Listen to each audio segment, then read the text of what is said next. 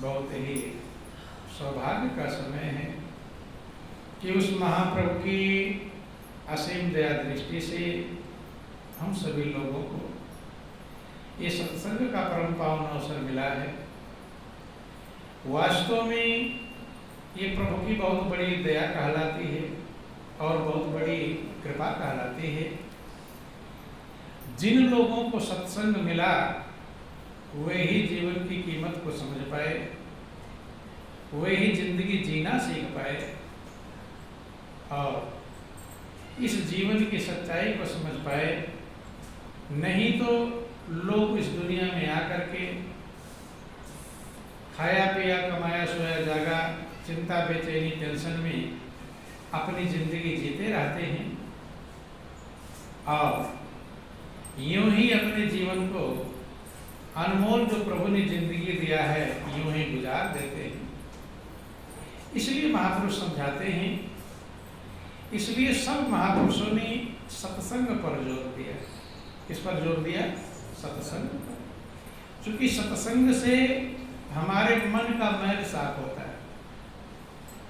जैसे शीशा में धूल गर्दा जमा हुआ हो तो चेहरा नहीं दिखाई पड़ता, और जब वो साफ हो जाए फिर चेहरा दिखाई पड़ने लगता है। ऐसे हमारे मन पर जन्म जन्मांतर के माया के विषय के प्रपंच के मैल जमे हुए जमे होने के कारण इस दुनिया में आकर के हम सच्चाई को समझ पाते नहीं। माया की भूल भुलैया में, माया के नशे में, जैसे जब कोई शराबी शराब के नशे में होता है तो किधर जाना क्या करना समझ पाता है? समझ नहीं पाता है। अपना ही पर्स इधर उधर गिरा देता है, पड़ा रहता है, लेटा रहता है। हाँ, जब होश आता है, शराब का नशा उतरता तब ढूंढता मेरा पर्स कहाँ गया, मेरे मोबाइल ढूंढता है। ऐसे ही ये भी एक संसार भी एक नशा है, अज्ञानता का नशा है, भ्रम का नशा है। और इसके कारण जन्म जन्मांतर भटकने के बाद हमें मनुष्य का अनमोल जीवन मिलता है। प्रभु कृपा करके देते हैं। देवताओं को दुर्लभ जीवन है। आप लोग सुनते हैं कि बड़े भाग्य मानुष तन पावा और सुर दुर्लभ सब ग्रंथ निगावा। देवताओं को दुर्लभ जीवन है। वो जीवन पाकर भी लोग चिंता में रहते हैं, टेंशन में रहते हैं, बेचैनी में रहते हैं। कारण क्या है? वही अज्ञानता है। शराबी के पास कितना पैसा हो सब लुटा देता है, जाएगा इधर उधर कर देता है, उस पैसे का लाभ उठा पाता नहीं है। ऐसे ही जीव अज्ञानता के नशे में फंसा रहता है। अनमोल जिंदगी धीरे धीरे गुजर जाती है, मौत के पास पहुंच जाता है, फिर पछता कर इस दुनिया से चला जाता है। महापुरुषों ने कहा कि कहा किया हम आए के और कहा करेंगे जाए, इत के भय न उत के चल भय मूल गवाए। ना इधर के हुए और ना उधर के। इधर भी कुछ नहीं मिलता, सब छूट जाता है, और उधर पकड़ नहीं पाता, दोनों तरफ से चला जाता है। इसलिए संत महापुरुष समझाते हैं कि अगर आपको मनुष्य की जिंदगी मिली है, बुद्धि विवेक परमात्मा ने दिया है, इसको विचार करो, समझो, और वो तब समझ में आएगा जब सत्संग मिलेगा। क्या मिलेगा? सत्संग। कि बिन सत्संग विवेक न होई और राम कृपा बिनु सुलभ न सोई। कहते हैं बिना सत्संग के विवेक पैदा नहीं होता और प्रभु की कृपा के बिना वो संभव नहीं। अगर आपको सत्संग मिल गया है तो समझ लेना है प्रभु की विशेष कृपा हमारे ऊपर हो रही है, विशेष दया हो रही है। भगवान भी आए इस पृथ्वी पर, वे भी गुरु के पास गए कि राम कृष्ण से को बढ़ो और तीन गुरु सेवा की। जिन भगवान कृष्ण के पैदा होते ही जेल के फाटक खुल गए, पहरेदार सो गए, दूध पीते पीते पूतना जैसे राक्षसी का संहार कर दिया, काली नाग कोना था, गोवर्धन पहाड़ को उठाया, बहुत सारा काम किया, लेकिन वे भी गुरु के शरण में गए, वे भी सत्संग प्राप्त किए। भगवान राम का भी जिक्र आया कि वे भी गुरु वशिष्ठ का सत्संग प्राप्त करते हैं, और उनके महल में प्रतिदिन सत्संग होता था, प्रतिदिन। योग वशिष्ठ एक मोटी पुस्तक है जिसमें राम ने जीवन के बारे में पूछा है और गुरु वशिष्ठ ने उनका समाधान किया है, जवाब दिया है। उनका समाधान करते हुए गुरु वशिष्ठ भगवान राम से कहते हैं कि हे राम, अब तुम राजा सिखध्वज की तरह, किसकी तरह? सिखध्वज की तरह अपने आत्म स्वरूप में स्थित हो जाओ। किसमें स्थित? आत्म स्वरूप में। तो राम ने जब सिखध्वज का नाम सुना तो उन्होंने पूछा कि गुरु महाराज जी, ये सिखध्वज कौन थे और वे कैसे इतनी महानता को प्राप्त कर गए थे, जिनका उदाहरण आप देखो। राजा सिखध्वज का उदाहरण दे रहे हैं, किसके लिए? राम के लिए, कि राजा सिखध्वज जैसे आत्म स्वरूप में स्थित हो गए थे, ऐसे आप भी अपने आत्म स्वरूप में स्थित हो जाओ। तो राम ने पूछा वो राजा सिखध्वज कौन थे, कैसे वे जीवन की सच्चाई को समझे। जब उन्होंने प्रश्न किया तो गुरु वशिष्ठ ने उनका उत्तर दिया कि राजा सिखध्वज मालवा क्षेत्र में उज्जैनी नाम का नगर था, वहां के राजा थे। क्या थे? वहां के राजा थे। जब विवाह लायक हुए तो सौराष्ट्र प्रदेश की राजकुमारी, जिसका नाम था चुड़ाला, क्या नाम था? चुड़ाला, उससे उनका विवाह हुआ। विवाह के बाद दोनों प्रेम आनंद में मगन रहे, लेकिन ये दुनिया जो आपको मिली है खाली इसमें फंसने के लिए नहीं मिली है, ये इसलिए मिला है कि आप बंधन से छूट सके। तो उन दोनों ने संत महात्माओं का सत्संग प्राप्त किया। कौन ने? राजा सिखध्वज ने और रानी चुड़ाला ने। सत्संग प्राप्त करके और अपने विचार के द्वारा, दो चीजें होती हैं, एक सत्संग हमें मिलना और एक आत्म विचार करना, स्वयं विचार करना। सत्संग बहुत लोगों को मिलता है, लेकिन जो खुद विचार नहीं करता वो सत्संग की कीमत को समझ नहीं पाता। आत्म विचार के द्वारा दोनों ने संसार की सच्चाई को विचार किया, विचार करते रहे और धीरे धीरे जीवन की यथार्थता को प्राप्त करने का प्रयास करते रहे, ध्यान भजन एकाग्रता को प्राप्त करते रहे। लेकिन चुड़ाला जो रानी थी वो भजन में बड़ी योग्य निकल गई। क्या निकली? योग्य निकल गई। वो विचार करने लगी, क्या मैं यही हूं जो दुनिया में ये मेरा 5 तत्व का शरीर है, ये जड़ है, इसको कहीं रख दो, ना मैं त्वचा हूं, ना अस्थि हूं, ना मांस हूं, ना रक्त हूं, जिससे मैं बनी हुई हूं, अगर इसको कहीं रख दिया जाए तो हिलडुल भी नहीं सकते। तो जड़ है, और जिसके द्वारा इसका संचालन होता है इंद्रियां इस शरीर का, जड़ शरीर का संचालन करती हैं। तो विचार किया कि मैं इंद्रियां भी नहीं हूं, चूंकि इंद्रियां भी इस जड़ शरीर के संचालन में लगी हुई है। और इंद्रियों का संचालन किससे होता है? मन से होता है। किससे होता है? मन से। भाई आपकी आंख कहाँ देखेगी?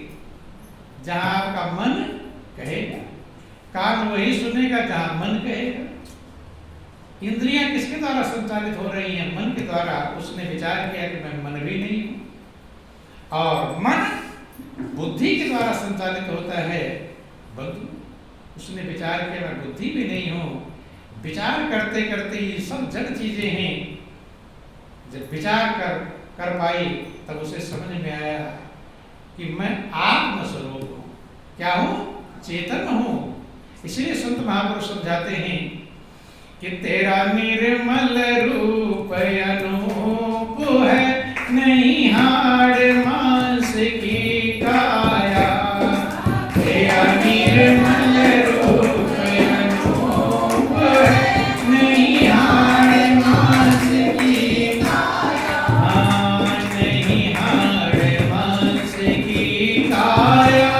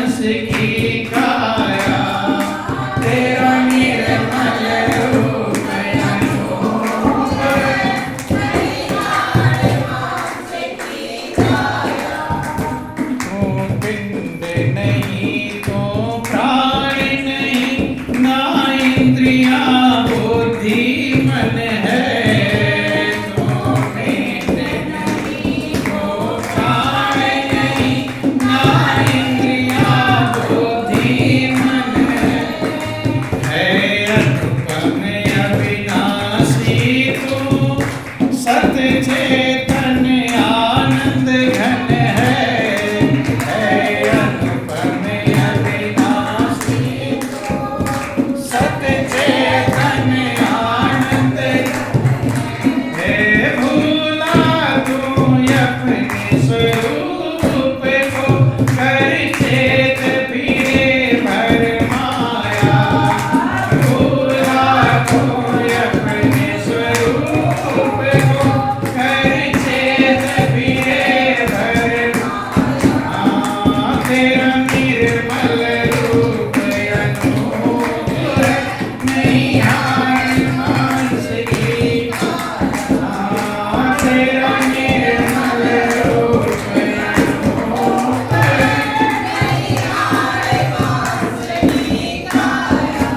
नाम रूप मिथ्या जग सारा।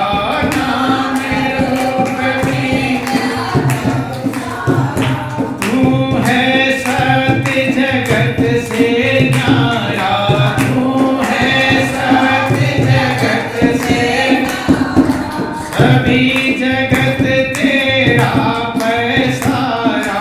सभी जगत तेरा क्यों पड़ा भरम के कूप में। सतगुरु ने यही समझाया। क्यों पड़ा भरम के कूप में। सतगुरु ने यही समझाया। कहते ना तू पिंड है, न प्राण है, न इंद्रिया, न बुद्धि, न मन है अनुपम अविनाशी तू सत चेतन आनंद घन। तुम तो परमात्मा के स्वरूप हो। धीरे धीरे चुड़ाला आत्म तत्व में स्थित होने लगी और आत्म तत्व ही शांति का भंडार है, आनंद का भंडार है। बंधु जैसे जैसे स्थित हुई तो उसका तेज निखरने लगा, शोभा संपन्न होने लगी, चमक आने लगी। देखो ध्यान देना, एक व्यक्ति अंदर से बेचैन हो, चिंता में हो, उसका चेहरा अलग रहता है, और एक अंदर में खुश हो, उसका चेहरा अलग रहता है कि नहीं रहता। जो अंदर रहता है वो चेहरे पर झलक दिखाई पड़ती है, और जो आत्मज्ञान से संपन्न हो, प्रभु के प्रेम में संपन्न हो, उसकी शोभा निखरने लगी। जब उसमें चमक आने लगा, शोभा संपन्न देख राजा सिंहध्वज पूछने लगे। इधर दोनों ध्यान भजन कर रहे हैं, लेकिन जितना लगन चुड़ाला की रानी चुड़ाला की है, राजा की उतनी नहीं। अपूर्व शोभा संपन्न देखा, इतना शोभा तो कभी देखा नहीं था। जब विवाह होकर आई थी, राजा कहते तब इतना शोभा तुम्हारे अंदर नहीं थी, अब इतनी शोभा। बाद में शोभा बढ़ती घटती है, घटना चाहिए, लेकिन तुम्हारी शोभा बढ़ रही है। जब उन्होंने पूछा तब चुड़ाला ने समझाया राजा सिंहध्वज को कि मैं अज्ञानता से धीरे धीरे ज्ञान की तरफ जा रही हूँ, अंधकार से प्रकाश की तरफ जा रही हूँ, असत्य से सत्य की तरफ जा रही हूँ। आत्म तत्व में स्थित होने के कारण ही ये शोभा बढ़ रही है, क्योंकि वही आनंद परमात्मा ही आनंद का भंडार है, शांति का स्रोत है और सुखों का मूल है। बंधु जब ये समझाया तो राजा सिंहध्वज को ये बात समझ में आई, वो उसकी हंसी बनाने लगे। क्या बनाने लगे? मजाक बनाने लगे कि तुम बाला हो, कम उम्र है तुम्हारी, अब इसलिए ऐसी बाकी बाकी बातें करती हो। भला ऐसा का क्या हो सकता है, आत्म तत्व में स्थित हो जाए, उसकी शोभा बढ़ जाए। तमाम सारी बातें उन्होंने किया, लेकिन उसकी वचन को आयुक्त बताया। लेकिन चुड़ाला एकांत में योगाभ्यास करती रही। योग का मतलब प्रभु में जुड़ना, प्रभु में जुड़ती रही, योग का अभ्यास करती रही, और धीरे धीरे जब एकाग्रता को प्राप्त होती रही और राजा सिंहध्वज को भी ज्ञान की बातें समझाती रही, तो महापुरुष कहते हैं कि संगति गुण उपजे और संगति गुण जान, और पास फास और मीसरी एक भाव विकार,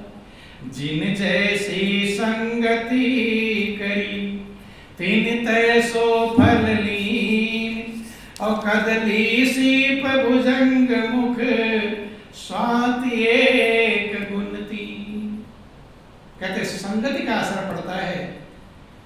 चुड़ाला योग्य बन गई, उसकी संगति का राजा पर असर पड़ा और धीरे धीरे उन्होंने समझ लिया कि ये सारा संसार आसार है, इसमें कुछ सार नहीं।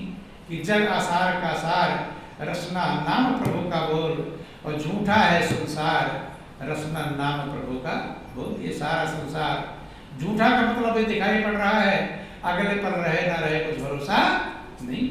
एक चीज सत्य है, वो जो तुम्हारे अंदर परमात्मा स्थित है, आत्मा स्थित है, वो अविनाशी है, उसका कभी नाश नहीं होता।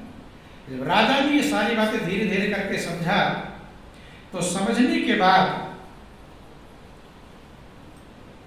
राजा को एक उदाहरण समझाया। किसने? चुड़ाला ने। क्या उदाहरण समझाया? वह कहती कि आत्म तत्व की ज्ञान के द्वारा कैसे आनंद और शांति की प्राप्ति होती है।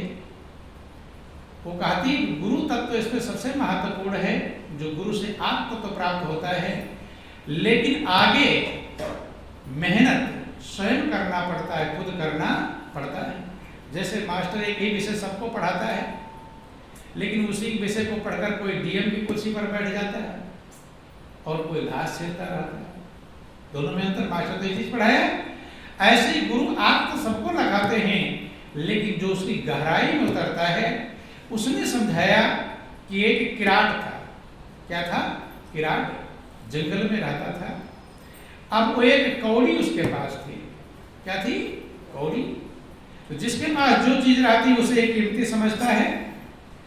तो कौड़ी को जंगल में लेकर जा रहा था। अब कौड़ी जंगल में गिर गई, घास पत्ते तमाम झाड़ झंखाड़ है, गिर गया। अब वो कौड़ी ढूंढ रहा है अपना, और ढूंढते ढूंढते ढूंढते घास पत्ता पलट रहा है, सब कुछ पलट रहा है, उसके लिए वही कीमती है। पलटते पलटते उसको कौड़ी तो मिली नहीं, मड़ी मिल गई। क्या मिल गई? मड़ी मिल गई, अर्थात कौड़ी से बहुत ज्यादा कीमती चीजें मिल गई। जैसे पहले लोग भक्ति करते हैं तो दुनिया की चीजों को पाने के लिए, कि धन मिल जाए, दौलत मिल जाए, बेटा मिल जाए, बेटी मिल जाए, लेकिन धीरे धीरे धीरे धीरे समझने लगते हैं, तब ये समझ में आ जाता है कि ये तो नाशवान चीजें हैं। परमात्मा मुझे चाहिए जो अविनाशी है, जिसका कभी नाश नहीं। भक्ति करने गए थे किसके लिए? दुनिया की चीजों के लिए, लेकिन धीरे धीरे उससे ऊपर उठ जाते हैं। अर्थात कौड़ी ढूंढ रहे थे, लेकिन क्या मिल गया?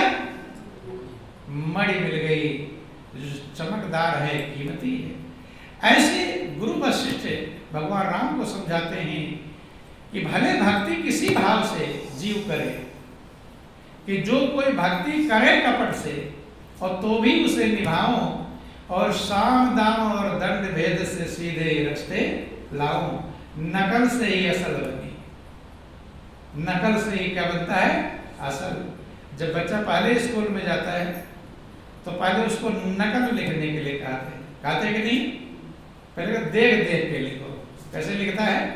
देख। नकल करता है कि नहीं करता? पहले नकल से लिखता है और धीरे धीरे याद हो जाता है, तब बिना देखे लिखने लगता है। तो भगवान कहते कोई कपट से भी भक्ति करता है तो भी मैं उसे निभाता हूँ, और साम दाम और दंड भेद से सीधे रास्ते पहुंचा देता हूँ। गुरु वशिष्ठ ने उदाहरण दिया कि जैसे वो खोज रहा था क्या? कौड़ी, लेकिन मिल क्या गई? मणि मिल गई। ऐसे वो किसी भाव से भक्ति प्रभु के चरणों में चला जाए, संत महापुरुषों के संगत में चला जाए, तो धीरे धीरे जब हृदय के मैल साफ होंगे, वो भी सच्चाई ही समझ जाएगा। और गया उसके लिए गया नहीं था, गया तो दुनिया झंझट खत्म करने के लिए, लेकिन अब उसके अंदर प्रभु के प्रेम की प्यास, प्रभु के भाव की प्यास, लगन की प्यास बढ़ जाती है। बंधुओं, ऐसे ही जब गुरु के शरण में जाता है और आत्म तत्व की प्राप्ति होती है, तो धीरे धीरे लगन बढ़ाते बढ़ाते दुनिया से उसका मन उपराम होने लगता है और प्रभु मन लगने लगता है। ऐसे राजा सिंहध्वज को जब समझाती रही चुड़ाला, तो धीरे धीरे उनके मन में बस सच्चाई समझ में आ गई कि सही में ये दुनिया छूटने वाली है, नाशवान है, मुझे तो प्रभु की प्राप्ति करनी चाहिए। और एक दिन का जिक्र आता है कि राजा रात में सोए ही थे, सभी सो रहे हैं, धीरे से महल से उठते हैं और जंगल में चले जाते हैं। कहाँ चले जाते हैं? जंगल में। किसके लिए? प्रभु की प्राप्ति के लिए, सत्य की प्राप्ति के लिए। जो जंगल में चले जाते हैं, सवेरे चुड़ाला उठती है, देखती राजा साहब नहीं। चुड़ाला के अंदर वो सामर्थ्य, वो सिद्धियां प्राप्त कर चुकी थी कि कहीं भी विचरण कर सकती थी, कहीं भी जा सकती थी। अपने जैसे आप नारद का सुनते हैं कि नारद जहां इच्छा करे वहीं पहुंचने की क्षमता है। आपके अंदर सब क्षमता है। देखो ध्यान देना, जिसको ज्ञान ध्यान कुछ नहीं मिला उसके अंदर भी सब क्षमता है। क्षमता है कि नहीं? जैसे कभी आप स्वप्न देखते हो तो सोए हो अपनी खाट पर घर में और पहुंच कहाँ जाते हो? दिल्ली, बॉम्बे, कलकत्ता, मद्रास। वहां के लोगों से मिल भी जाते हो, बातचीत भी कराते हो कि नहीं? बहुत सुबह स्वप्न बताते ही नहीं बताते? क्षमता है कि नहीं? मौजूद है खूबियां हर बसर में, सबके अंदर खूबियां मौजूद हैं, लेकिन उस खूबी का प्रयोग करना जानते हैं। क्या जानते हैं? जैसे गाड़ी खरीद लो कि चलाना न जानो, गाड़ी का लाभ नहीं मिलेगा। ऐसे सबके पास वही आत्म तत्व है जिसमें सब पावर मौजूद है। चुड़ाला इतनी योग्य हो गई कि अब विचरण करते हुए राजा को ढूंढने वन में गई। अब देखती है ऊपर से, देख रहे एकदम भगवान के ध्यान में मगन है, प्रभु की भक्ति में मगन है। चुड़ाला एक देखकर बड़ी खुश हुई। क्या हुई? खुश। वैसे स्त्री होती क्या सोचती? मेरा पति तो मुझे छोड़कर जंगल चला गया। लेकिन दोनों में अंतर होता है। देख रही है प्रभु के ध्यान में मगन है, खुश हो रही है। अब खुश हो रही है कि राजा जो मंजिल पाना था उस मंजिल की तरफ लग गए हैं। लौट करके अपने राजमहल आती है कि राजा राज्य की जिम्मेदारी देखते थे, वो जिम्मेदारी भी मुझे देखना है। अब राज्य की जिम्मेदारी पूरी देख रही है। कौन? चुड़ाला। मंत्री संतरी नौकर चाकर सबको सौंप दिया, तुम्हें ड्यूटी करनी, तुम्हें ड्यूटी, सारा ड्यूटी इधर का देख रही है। और उधर राजा को भी देख आती थी। राजा तो उसे नहीं देख पाते थे, लेकिन राजा को देख आती थी। अब क्या कर रहे हैं, कैसे भजन कर रहे हैं, क्या कर रहे हैं। बोलो वृंदावन बिहारी लाल की। राजा ध्यान भजन तो कर रहे हैं, लेकिन चित्त उनका मन स्थिर हो नहीं पा रहा है। तब चुड़ाला ने क्या किया? एक ब्राह्मण कुमार का वेश बनाया। किसका बनाया? ब्राह्मण कुमार का वेश बना करके राजा के पास सीधे आकाश मार्ग से उतरती है। कहां से उतरती है? आकाश मार्ग से। राजा बैठे हैं ध्यान में, सीधे जो आसमान से ऊपर नीचे उतर रही है, तो राजा तेज, उस तेज को देखकर एकदम व्याकुल हो गए, ध्यान टूट गया। देखते हैं कि ब्राह्मण कुमार ऊपर से उतर रहा है। राजा जाकर दंडोत प्रणाम करते हैं और स्वागत सत्कार करते हैं। जो भी उनके पास कुटिया के पास, कुटिया एक बना लिया था जंगल में, कुटिया के पास आसन वासन जो था उनको बिठाया, दंडोत प्रणाम किया राजा ने और अपना सौभाग्य समझा। जब वार्तालाप हुआ तब उस ब्राह्मण कुमार ने बतलाया कि मेरा नाम कुंभ है। क्या नाम है? कुंभ। और कुंभ से मेरी उत्पत्ति हुई है। किससे उत्पत्ति हुई है? कुंभ से। कुंभ माने घड़े से, इसलिए मेरा नाम कुंभ पड़ा। और थी कौन हो? चुड़ाला। उन्हीं की रानी थी। अपना रूप बदल करके ब्राह्मण कुमार का वेश बनाकर बताती है कि मेरा नाम कुंभ है और ब्रह्मा जी के साथ मेरा समागम हुआ है। ब्रह्मा ने मुझे आत्मतत्व का ज्ञान उपदेश दिया है, जिसके द्वारा मैं उस परम शक्ति को प्राप्त कर चुकी हूँ। कहीं भी आना जाना, सारी रिद्धियों सिद्धियों को मैंने प्राप्त कर लिया है। अब इनकी श्रद्धा और बढ़ गई। किसकी? राजा की। गुरु के रूप में प्रणाम कर रहे हैं, दंडोत प्रणाम कर रहे हैं, सेवा कर रहे हैं, अपने आप को मिटा करके स्वागत सत्कार कर रहे हैं। और चूंकि बंधुओं ध्यान देना, चुड़ाला ने समझ लिया कि अगर पत्नी रूप में इन्हें ज्ञान उपदेश दूंगी तो पत्नी के भाव से ये समझ नहीं पाएंगे। यही कारण बहुत बार आप लोगों ने सुना होगा, व्यास, वेद व्यास अपने पुत्र सुखदेव को खुद नहीं ज्ञान उपदेश दिए, राजा जनक के यहाँ भेज दिए। जैसे एक टीचर खुद होता है मास्टर, लेकिन अपने बच्चों को नहीं पढ़ा पाता, वो दूसरों को ट्यूशन लगाता कि नहीं लगाता, कि अपने बच्चे हैं, कभी कान खींचते हैं, कभी सर पर बैठते हैं, कभी कंधे पर बैठते हैं, नहीं समझ में। अब वो पढ़ेंगे, वो पढ़ पाएंगे, वो टीचर का भाव उत्पन्न नहीं होगा। इसलिए टीचर होने के बावजूद भी, अध्यापक होने के बावजूद भी दूसरे ट्यूशन मास्टर के पास भेजता है। ऐसे चुड़ाला ने विचार किया, मैं पत्नी रूप में जाऊंगी तब वो कीमत ज्ञान की समझ नहीं पाएंगे। ब्राह्मण कुमार के वेश में जाती है, उनको तमाम सारी ज्ञान की कीमत, प्राण अपान को सम करने की अवस्था, कैसे कैसे एकाग्र हो जाता है, ये सारी ज्ञान की बातें किसको समझाती है? राजा सिद्धोज को समझाती है। जब ये सारी बातें समझाती है तो राजा सिद्धोज और प्रभु की भक्ति में प्रवीण हो गए, मजबूत हो गए और उनकी बहुत प्रशंसा करने लगे। किसकी? कुंभ की बड़ाई करने लगे कि बहुत मेरा सौभाग्य है जो आप पधारे हैं, नहीं तो मैं माया के जाल में ही फंसा रह जाता। आपकी बहुत बड़ी कृपा है, आपकी बहुत बड़ी दया है। और कुंभ सुनाते हैं कि ब्रह्मा ने मुझे क्या क्या ज्ञान उपदेश दिया था। कुंभ अपने आप को ब्रह्मा का शिष्य बतलाते हैं कि ब्रह्मा ने मुझे क्या क्या ज्ञान, आपको का क्या ज्ञान उपदेश दिया था, ये राजा को सुनाते हैं। और फिर राजा उनका शिष्यत्व ग्रहण करते हैं, शिष्य बनते हैं। किसके? कुंभ के। और कुंभ उनको ज्ञान उपदेश देते हैं। याद रहना चाहिए कि कुंभ जो है वो चुड़ाला है। कौन है? चुड़ाला। कुंभ का वेश बनाकर गए भी गुरु रूप में स्वीकार करते हैं। तो फिर ज्ञान उपदेश दे करके फिर वापस लौट जाते। चुड़ाला कहाँ पर? अपने राज्यपाट की व्यवस्था को देखने के लिए ध्यान देना, दोनों काम कर रही है। इधर राजा को भक्ति में आगे बढ़ा रही है और उधर राज्य की जिम्मेदारी भी देख रही है, प्रजा का पालन, सारी व्यवस्थाएं देख रही है। बहुत समय तक जब तपस्या किया तो वो भी, राजा भी योग्य बनने लगे और इतना योग्य बन गए कि फिर दोबारा जब लौट करके कुंभ आए राजपाट की जिम्मेदारी को दे करके, तब उन्होंने कहा कि मेरा कल्याण कैसे होगा।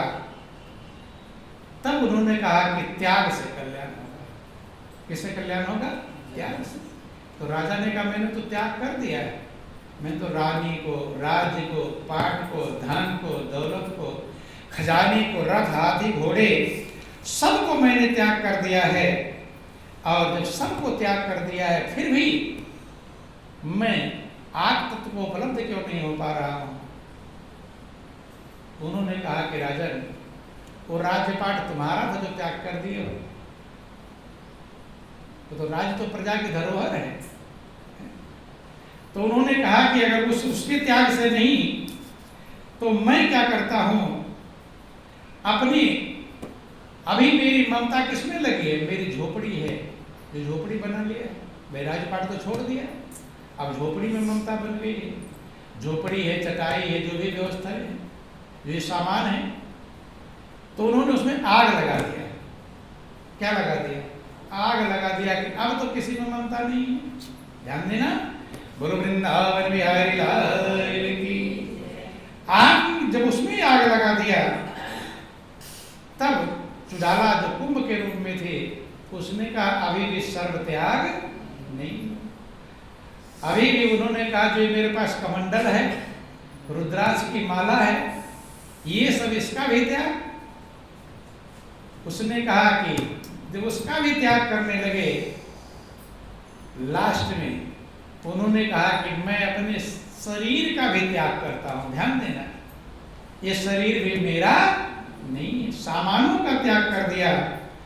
और जब शरीर का त्याग करने के लिए उद्यत हो गए तो चुड़ाला जो कुंभ के रूप में थी उसने कहा कि राजन, इसके भी त्याग से काम नहीं चलेगा, क्योंकि शरीर बना कैसे, ये चित्त का एक कल्पना मात्र है। क्या है? चित्त। आप लोग सुनते होंगे चित्रगुप्त, सुनते हैं? चित्रगुप्त सब कुछ लिखते रहते हैं, सबका हिसाब किताब सुनते हैं। तो आपका चित्त ही चित्रगुप्त है, यही सारे संसार की रचना करता है। किसकी रचना करता है? संसार की रचना करता है। जब आप सो जाते हैं तो क्या कहीं दिल्ली, मुंबई, कलकत्ता, मद्रास जाते हैं? हाथी दौड़ाता है पीछे? ये सब कौन तैयार करता है? कि आपका चित्त ही तैयार कर लेता है।